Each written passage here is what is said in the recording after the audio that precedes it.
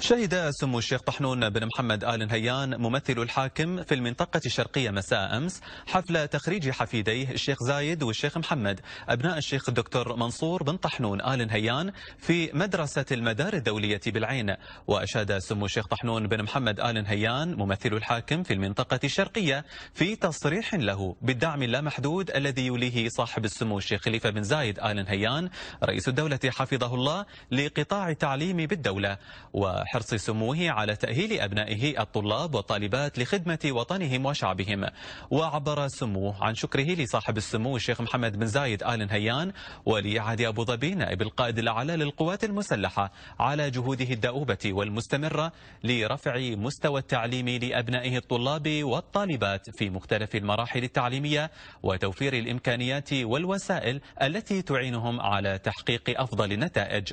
وشهد الحفل الذي أقيم على مسرح بلدية العين سمو الشيخ شمس بنت سهيل حرم صاحب السمو رئيس الدولة حفظه الله وعدد من الشيخات.